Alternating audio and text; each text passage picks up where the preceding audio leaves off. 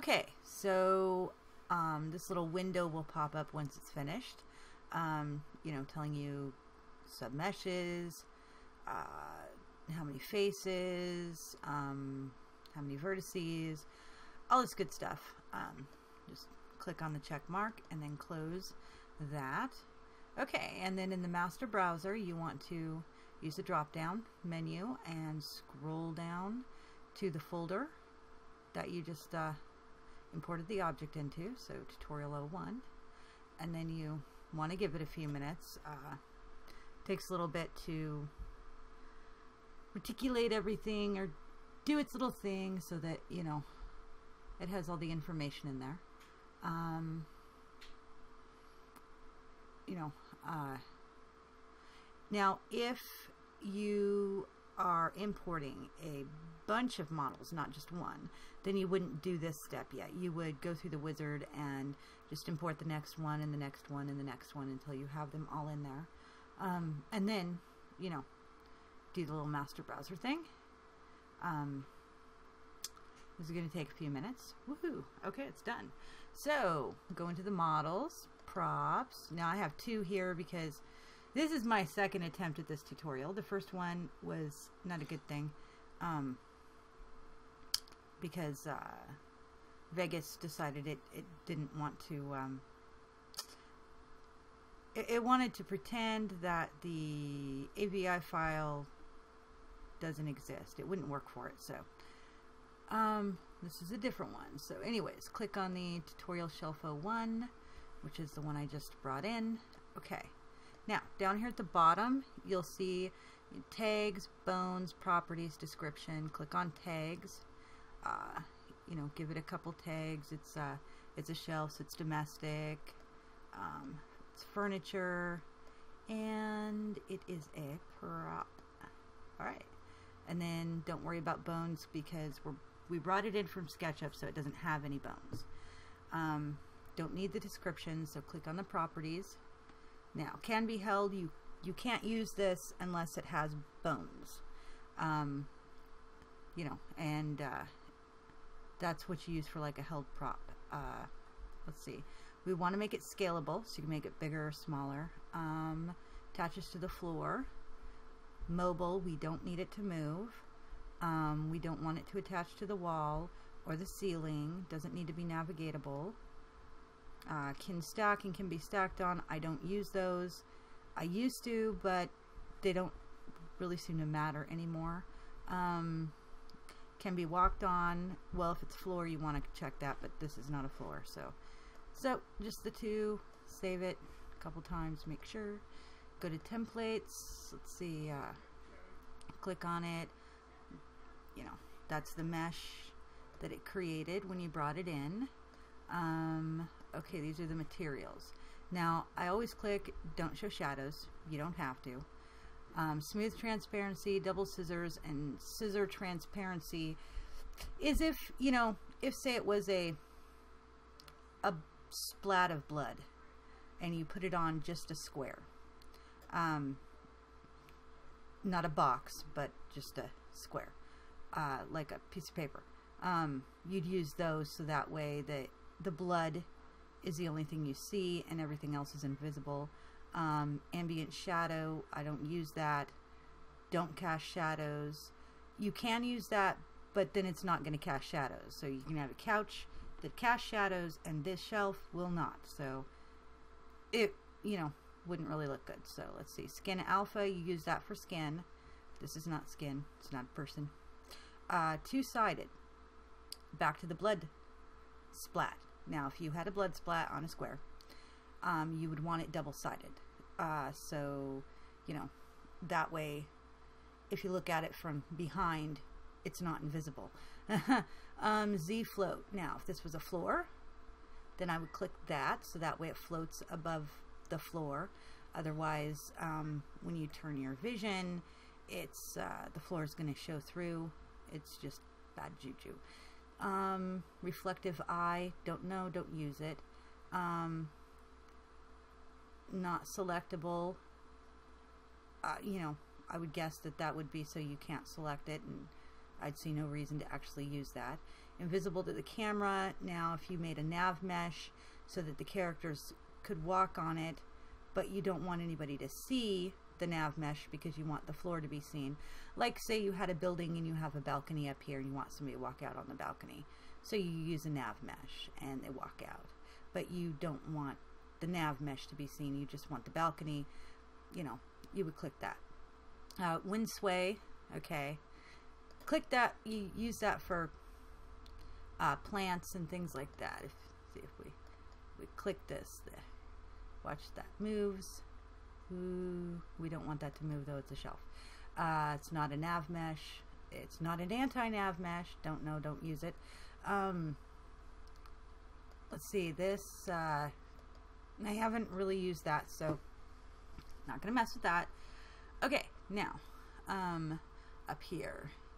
Now we click this. Turns it all black. You could go into specular and you can make it darker. It's at white right now. White is fine for this, but if it was really shiny, you would want to darken it a bit. I use that as opposed to messing with this because this, you know, darker, lighter, but it can get all weird, so you want that at about 8. That's what most of the Moviestorm props are at. Let's see, tintable. Now, that's what you would use if we had brought it in all white. You would click that and then you could make it different colors. Now, if you bring it in and it's all white and you click tintable and it turns black, just go into the diffuse here and click on white. But we're not going to do that right now. Now, it's this right here. This has a texture on it that we put. But if you click user image, you can add a different texture. So if you wanted, say, 3 shelves with 3 different textures, you could do that. Okay, and then we go to the next one. Don't show shadows. Now this already has this checked because it's a color and not a texture. So it comes in with that checked already. You want to leave that checked. Now if this was white, then you would uncheck that and do that so it could be tintable. But as I said before, if you leave it like this, then when you turn it green, it's going to be green plus that. So we just want to keep it like that. Alrighty. And then click save. Now, you always want to make sure that this is in the current add-on, the folder that you want it saved into before you click save. So click save. Now you can turn the angle and things when you save it. Zoom in and out. Just make sure that the thumbnail looks good so that you can tell what it is. Yeah, and then done with that part. Now we click on the publisher login. Put in your publisher name, password. All right, and publish it. Now, in order to create an add-on, once you have everything in the folder that you want, and you went into Moviestorm and checked it, which is what we're going to do next, to make sure that it looks right, then you'd come back in here and you would click pack, and that would pack it up into an add-on, and you could, you know, sell it or give it away or whatever with it. Okay, so we're done with all of that. It's been saved, published, good to go. Close out of here, and then we go back, open Moviestorm again.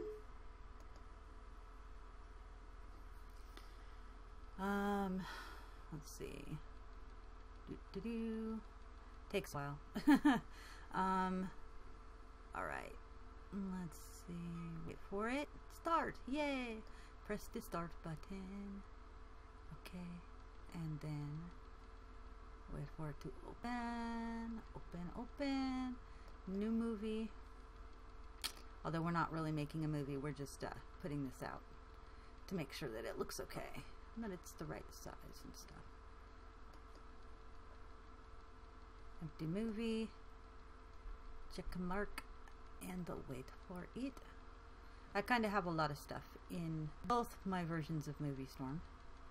So this is kind of slow. Sorry.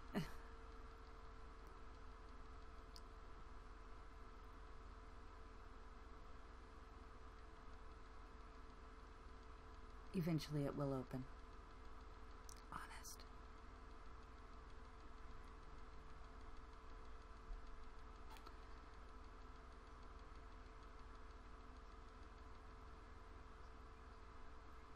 I'm blaming the screen capture program for this, because usually it's actually not this slow.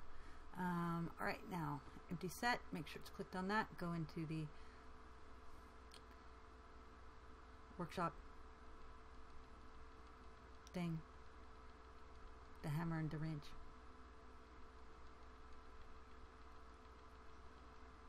Alright, and click the little chair. Hopefully you've done this, so you know. Alright, now tutorial. Okay, we've got both of these, but we want to test the one we just brought in, so that would be this one. Set it down. Now, if we had made other versions of this, they would appear down here, but we only have the one. And I let's see, I'll go over the different versions later. But for right now, we just have this one. Woohoo. Okay, and it's scalable, so we can make it raw, or we can make it it's very small. Alright. Well, back to 100. Whew. No. There we go. Want it the size it was when we brought it in.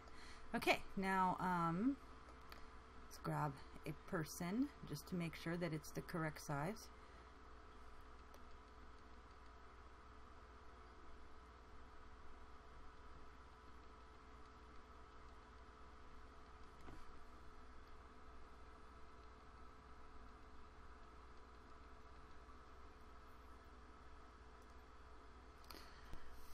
Waiting.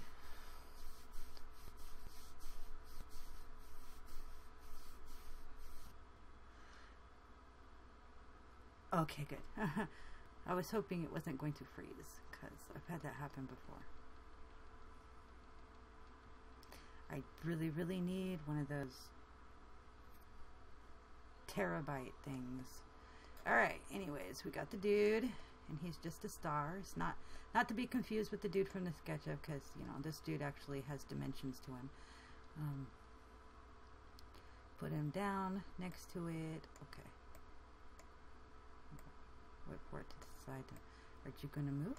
You are going to move. There. Move. Bad. There. Alright, now, look like it's all the right size. We can press shift and move him right there. Yep. There you go. It's a little tall. It's about the size you'd want a counter. But yeah, looks like it's all right. Okay, go back over here and let's just make sure that the other props work with it. So grab a cup and oof, look at that right there. And we can grab a coffee cup and put it there. And make it a different one and grab one and put it up here. He's got a coffee cup. Yay, everybody has a coffee cup. Alright, well, it works. It's all good to go. So there we go, and we're done. Yay! You know, and in the next tutorial I will I think I'll stick with this shelf, and what I'll do is I'll show you how to create more shelves. So when you click on the shelf, you will have a bunch of shelves down here to choose from. Alright, so we'll do that next time. And that can be used for not only SketchUp, but imports from, you know, Blender or Max or Milkshape or Misfit or any that I forgot to name that I can't think of. So it'll work for all of those. So we'll be doing that next time. Bye bye now. Have fun.